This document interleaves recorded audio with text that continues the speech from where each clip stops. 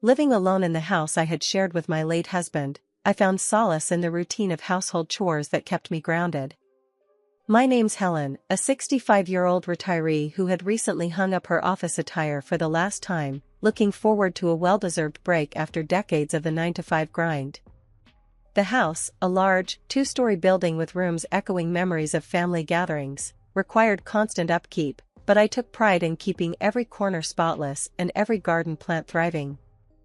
My life, though quiet, was punctuated by visits from my 2 children. My eldest, a daughter named Anna, led a busy life with her husband, and they remained childless by choice, focusing on their careers.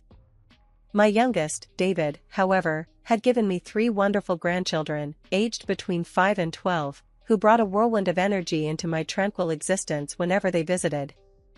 One crisp afternoon, as I was dusting the living room filled with photos of happier times, an unexpected knock startled me.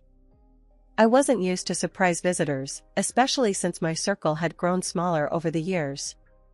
Opening the door, I was met with the sight of David, his wife Carol, and their kids, their faces a mix of excitement and exhaustion. "David, what a surprise! Why didn't you give me a heads up?" I asked, my voice tinged with a mix of joy and dismay. David shrugged, a nonchalant gesture that didn't sit well with me. "Mom, you're my mother. I figured we could just pop by." His words stung more than I expected. The open-door policy I'd always maintained for family now felt like it was being taken for granted. My thoughts were soon drowned out by the chorus of "We're hungry, Grandma," from the grandkids, who were already making their way to the kitchen, a space where I'd spent countless hours preparing family meals. "Let's get you all something to eat then," I said, masking my feelings of disappointment with a smile. Turning to Carol, I added, "Could you lend a hand with dinner?" Carol, who had made herself comfortable on the living room sofa, barely glanced my way as she responded, "Oh, I don't think so. I'm here on a visit, after all." The air seemed to freeze around us. David, witnessing the exchange, chose silence, a decision that spoke volumes. Frustration boiled within me, but the eager faces of my grandchildren looking up at me cooled my rising temper. "All right, no worries. I'll handle it," I conceded, turning back to the kitchen, a battlefield where I was both general and foot soldier. That evening, as the sun dipped below the horizon, casting long shadows across the kitchen, I found myself embroiled in the laborious task of cooking dinner for 6. The process was both a physical and emotional drain, each chop and stir a reminder of the unexpected burden that had fallen upon me. Yet, the thought of my grandchildren's smiles propelled me forward, their well-being my top priority in the midst of this family upheaval. As we gathered around the dinner table, the fruits of my efforts laid out for all to see, the children's eyes sparkled with genuine gratitude. "This is awesome, Grandma." "Thank you," they chorused, their innocent enthusiasm a balm to my weary heart. Carol, however, remained unimpressed. As she picked at her food with a look of distaste, she finally let out a dismissive sigh. "Honestly, Helen, I've never understood how anyone likes your cooking," she remarked, her words sharp and cutting. The room fell silent, the children's joyful chatter coming to an abrupt halt. I glanced at David, hoping for some semblance of support, but he remained silent, his gaze fixed on his plate. The weight of the moment hung heavily in the air, a tangible reminder of the growing divide between us. Once the children were put to bed, their laughter and footsteps fading into the quiet of the night, I knew it was time to address the elephant in the room. "David, Carol, we need to talk about how long you're planning to stay," I began, my voice steady despite the turmoil churning inside me. David met my gaze, his expression one of resignation. "A few months, Mom. I lost my job, and we can't afford our own place right now," he admitted, the words heavy with a mixture of shame and defiance. The news struck me like a physical blow, the implications of their extended stay sending waves of panic through me. Yet, despite my own fears, my first instinct was to help. "I might be able to speak to my old boss. He's always looking for reliable people," I offered, clinging to the hope that I could alleviate some of our shared burden. David's response was immediate and sharp. "No, Mom. I'll find something on my own, he said, his pride evident in his terse reply. Then I turned to my daughter-in-law with a mute question. Carol's laughter cut through the tense atmosphere, her disdain palpable. Work? No way. I'll be staying home with the kids. It's enough of a job as it is, she declared, her words dripping with entitlement. The conversation left me reeling, the disparity in our perspectives clearer than ever. As I lay in bed that night, the house quiet around me, I couldn't help but feel trapped in a situation with no easy way out. My desire to support my family was clashing with the growing realization that my generosity was being exploited, and I was left wondering how I could possibly navigate the months ahead without losing myself in the process. Waking up to a house full of people had become my new normal. The once quiet mornings were now filled with the sounds of my grandchildren getting ready for the day, their laughter and chatter a stark contrast to the silence I had grown accustomed to in retirement. Yet, as much as I cherished these moments with them, the reality of my situation weighed heavily on me. The daily routine had become a relentless cycle of cooking, cleaning, and trying to maintain some semblance of order. Carol seemed oblivious to the chaos, her days spent scrolling through her phone or watching TV, while David disappeared each morning with a mumbled "looking for work," only to return in the evening, no more hopeful than the day before. One particularly taxing afternoon, as I was elbow-deep in dishwater after preparing lunch, I couldn't help but voice my frustration. "Carol, could you possibly help with the dishes? I've been on my feet all day," I asked, hoping for even a small gesture of assistance. Carol looked up from her phone, her expression one of mild annoyance. "Really, Helen? I'm sure you've got this. It's not like you have anything else to do," she replied, her voice dripping with disdain before turning her attention back to her screen. The dismissal stung, and for a moment, I stood there, the soapy water and the pile of dishes in front of me blurring into a symbol of my growing resentment. It was clear I was alone in my efforts to keep the household running smoothly. David's return that evening did little to lift the atmosphere. As we sat down to a quiet dinner, the tension was palpable.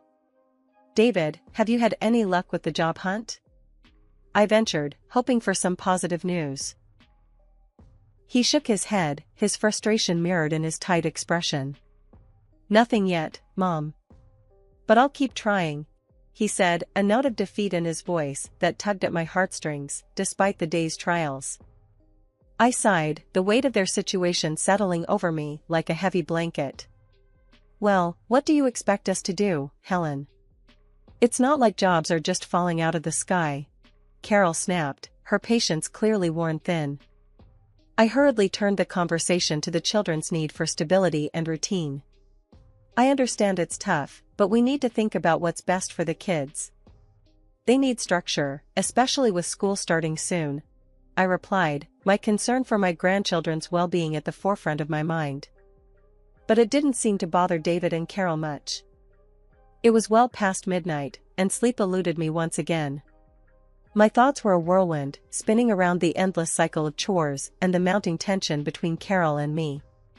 Deciding a glass of water might calm my restless mind, I quietly made my way down the hallway towards the kitchen.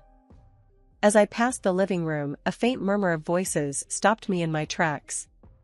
David and Carol were up, their low conversation punctuating the stillness of the night. Curiosity piqued, I paused, straining to listen without making my presence known. "I'm telling you, Carol, we need to figure out a way to stay here permanently. Mom's got this big house all to herself, it's wasted on her." David's voice was a conspiratorial whisper, a tone I hardly recognized in my son. Carol's laugh, cold and calculating, sent shivers down my spine. "Oh, please, like she needs all this space. We're doing her a favor by staying. Plus, think of all the money we'll save." My heart pounded in my chest, their words slicing through me like a knife. The audacity of their plan, the blatant disregard for my feelings and my home, was staggering. "And the savings, Carol. Mom must have a decent stash tucked away. It's not like she's using it. We could really use that cash," David continued, his voice greedy, a stranger to the son I thought I knew. I couldn't believe what I was hearing. My son, plotting to take advantage of me, to lay claim to the home I had built with my late husband, and even eyeing my modest savings as if it were his due. Steeling myself, I stepped into the living room, flicking on the light. The look of shock on their faces was almost satisfying, but the pain of their betrayal was too deep. "What on earth are you two thinking?" I demanded, my voice steady, despite the turmoil inside me. David and Carol scrambled to their feet, the guilt evident in their expressions. "Mom, it's not what it sounds like. We were just—" David began, but I cut him off. "No, I heard enough. Planning to take over my home, eyeing my savings like vultures. Is this why you really came here?" My words were laced with disbelief and hurt. Carol, ever defiant, tried to justify their conversation. "Helen, you're overreacting. We're family. We should be helping each other out. You have this big house, and we're struggling. What's so wrong about thinking of the future?" "The future? By plotting behind my back? By considering my hard-earned savings as your bailout?" I retorted, the anger rising in me. "I welcomed you into my home, cooked, cleaned, and you repay me with this betrayal?" David looked away, unable to meet my gaze. "Mom, we're just trying to figure things out. We didn't mean to." "To what? Get caught?" I finished for him, the disappointment heavy in my voice. The conversation spiraled into a heated exchange, with accusations and denials flying back and forth. But the truth was clear: my son and his wife saw my home, my life's work, not as a sanctuary, but as a resource to be exploited. Over a breakfast that no one seemed to have an appetite for, I broached the subject that had been on my mind since that fateful night. "David, Carol, we need to talk about your plans," I started, my voice more steady than I felt. David looked up, weary but wary. "What about them, Mom?" he asked, a hint of defensiveness in his tone. "It's clear to me that staying here isn't working for any of us. It's straining our relationship, and frankly, I can't keep living like this," I said, laying my cards on the table. Carol snorted, her disdain barely concealed. "So, what? You're kicking us out?" I sighed, the weight of the decision heavy on my heart. "I'm offering a solution. I'm willing to give you a sum of money, $5,000. It should be enough for you to rent a place for a couple of months and give David a chance to find a job," I proposed, my voice firm. David's eyes widened in surprise, and for a moment, he seemed to consider my offer seriously. "Mom, that's a lot of money." "Are you sure?" he asked, a glimmer of the sun I knew peeking through his recent attitude. "Yes, I'm sure. It's for the best. I want you to have a fresh start, but not at the cost of our family's bond," I replied, hoping my words would get through to him. Carol, however, laughed mockingly. "Babysitting money, how generous," she sneered, her words dripping with sarcasm. I ignored Carol's jab, focusing on David. "Think of it as a stepping stone. I know you're capable of turning things around. This is just to help you get on your feet," I encouraged, trying to instill a sense of hope and independence in him. David nodded slowly, his expression softening. "All right, Mom. We'll take the offer. It's more than fair, and I appreciate it," he conceded, a rare moment of humility in his recent behavior. Carol seemed about to protest, but held her tongue, perhaps realizing that this was their best option under the circumstances. The day they left for the airport, the house felt eerily quiet. I busied myself with cleaning, trying to erase the traces of their stay, but the silence was a stark reminder of the void their absence left. It was only 3 hours later, when my phone rang with a call from my eldest granddaughter, Diana, that the silence was broken. "Grandma, Mom and Dad left us at the airport and flew to Hawaii. They said to call you." Her voice trembled, confusion and fear evident in her tone. My heart stopped. The desperation of the solution I had offered had turned into a nightmare I hadn't anticipated. They had taken the money meant to rebuild their lives and abandoned their children to escape to the resort. As I rushed to the airport and called the police, a flurry of emotions engulfed me. anger, disbelief, but above all, a fierce determination to protect my grandchildren from any further harm caused by their parents' selfish actions. The ride back home was filled with a heavy silence, punctuated only by their occasional sniffles. My heart ached for them, their confusion and sadness palpable in the cramped space of the taxi. Once we arrived home, I ushered them inside, settling them on the couch with blankets and hot cocoa, a small attempt to provide comfort in the midst of the chaos their parents had wrought. "Grandma, why did Mom and Dad leave us?" The question came from Lily, the youngest, her big eyes searching mine for an explanation I was struggling to formulate.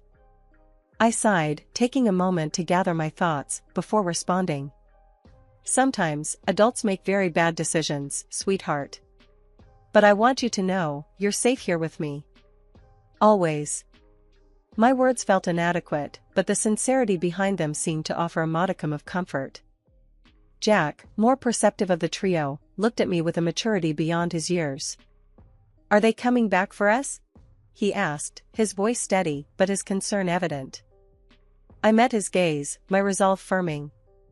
"For now, let's focus on being together. We'll figure things out one step at a time," I replied, not wanting to burden them with the uncertainty of their parents' actions. The conversation shifted to lighter topics, an effort to distract them from their worries. We talked about school, their friends, and plans for the weekend, anything to bring back a semblance of normalcy. The next morning, I was determined to take action. I reached out to a family lawyer, explaining the situation and seeking advice on how to protect my grandchildren. The lawyer was sympathetic, offering guidance on the steps we could take to ensure their well-being. I also made a call to my daughter, Anna. Despite the early hour, she answered on the first ring, concern immediately evident in her voice. "Mom? What's wrong?" "Anna, it's about David and Carol, and the kids," I began, the story pouring out of me, the disbelief, the anger, and the fear for what lay ahead. Anna listened in stunned silence, her occasional gasps a testament to the shock she shared. "This is unbelievable. How could they do something like this?" Anna's voice was tight with anger. "Don't worry, Mom. I'll be there as soon as I can. We'll figure this out together." Her words were a balm to my frayed nerves, the promise of support a beacon of hope in the turmoil. "Thank you, darling. I don't know how we got here," I admitted, the weariness seeping into my bones. "We'll get through this, Mom. We're a family, and we stick together," Anna assured me, her determination echoing my own. The days that followed were a blur of phone calls, meetings with lawyers, and long conversations with Anna about the future. The children, despite the upheaval, began to settle into a routine, their resilience in the face of adversity a constant source of amazement and pride. The calm that had settled over the house with the children finding their routine was abruptly shattered 2 weeks later. The doorbell rang one sunny afternoon, an innocuous sound that now filled me with a sense of dread. I hesitated before opening the door, the memories of the last unexpected visit still fresh in my mind. There stood David and Carol, tanned and looking remarkably relaxed. "Mom, we're back," David exclaimed, stepping inside as if nothing had happened, Carol trailing behind him with a smug smile on her face. I stood there, stunned, unable to fully process their return or the casual manner in which they announced it. "Back? After what you've done?" My voice was a mix of disbelief and anger. David shrugged, a gesture that infuriated me even more. "Yeah, we needed a break. But we're here now. Where are the kids?" The audacity of his question, the expectation that everything would just go back to normal, pushed me to the edge. "You left your children at the airport, David. You abandoned them to go on a vacation." I couldn't keep the accusation out of my voice, nor did I want to. Carol rolled her eyes, dismissing my outrage. "Oh, please, Helen. They were fine. We knew you'd pick them up. What's the big deal?" "The big deal?" I echoed, my voice rising. "You neglected your responsibilities as parents. You left them scared and alone. That's the big deal." David seemed to sense the seriousness of the situation for the first time, his casual demeanor slipping. "Mom, we thought." "You thought wrong." I cut him off, my decision clear in my mind. "I can't let you just walk back into their lives as if nothing happened." Before they could respond, I made my way to the phone in the living room, dialing the number with a trembling hand. The police had been involved once, they would need to be involved again. "What are you doing?" Carol asked, her tone shifting from dismissive to alarmed. "I'm calling the police," I stated plainly, my finger pressing the call button. "You need to understand the seriousness of your actions." David tried to protest, his voice a mix of confusion and fear. "Mom, wait. Let's talk about this." "There's nothing to talk about. You've made your choices. Now, you need to face the consequences," I replied, the operator answering on the other end. As I explained the situation to the police, David and Carol exchanged panicked glances, finally realizing the gravity of their actions. They attempted to plead their case, to argue that they were the children's parents and had every right to take them back. But it was too late. The police arrived shortly, and the conversation that ensued was short and to the point. David and Carol were taken into custody for abandoning their children, their protests falling on deaf ears. After they were gone, I sat down, the adrenaline fading, leaving exhaustion in its wake. Anna arrived later that day, her support unwavering as we discussed what would come next. The children, when told of their parents' return and subsequent departure, were surprisingly stoic, a testament to their resilience and perhaps a reflection of their own understanding of their parents' failings. The final chapter of this tumultuous period in our lives began with a court ruling that was as harsh as it was justified. My son David and his wife Carol were stripped of their parental rights due to their blatant neglect and improper performance of their duties as parents. The judge didn't mince words, calling their act of leaving the kids at the airport not just irresponsible, but criminal. They now faced the very real possibility of serving time, a consequence of their actions that seemed to finally bring home the gravity of their neglect. As I sat in the courtroom, listening to the judge lay out the case against David and Carol, a part of me still couldn't believe it had come to this. My son, the boy I raised, facing a sentence for abandoning his own children. It was a bitter pill to swallow, but one that was necessary for the safety and well-being of my grandchildren. With David and Carol's parental rights terminated, the path was clear for Anna and her husband John to step in. They had been a constant source of support through this ordeal, and their willingness to adopt the children was a silver lining in an otherwise dark cloud. "Mom, it's official. We're starting the adoption process," Anna told me one evening, her voice a mixture of excitement and nervousness. I hope we're doing the right thing." "You are," I assured her, my heart full of gratitude for her and John's generosity. "You're giving those kids a chance at a stable, loving home. That's more than David and Carol ever did." Anna nodded, her determination clear. "We're going to make sure they never feel abandoned again. They're going to be part of our family, officially." The children, for their part, were slowly adjusting to the idea. The promise of a permanent home with Anna and John brought smiles to their faces, smiles that had been too rare in recent months. "Does this mean Aunt Anna and Uncle John are going to be our new mom and dad?" Lily asked one day, her innocence shining through the complexity of our situation. "Yes, darling," I replied, hugging her close. "And I'll still be your grandma, always here for you." The day the adoption was finalized felt like a new beginning. We celebrated as a family, a unit strengthened by the trials we'd faced and overcome together. The joy in the children's eyes as they hugged Anna and John, now their official parents, was a balm to my soul. Sitting in my quiet living room later that night, I reflected on the journey we'd all undertaken. It had been fraught with heartache and challenges, but it had also brought us closer together. The children were safe and loved, their futures bright with possibility.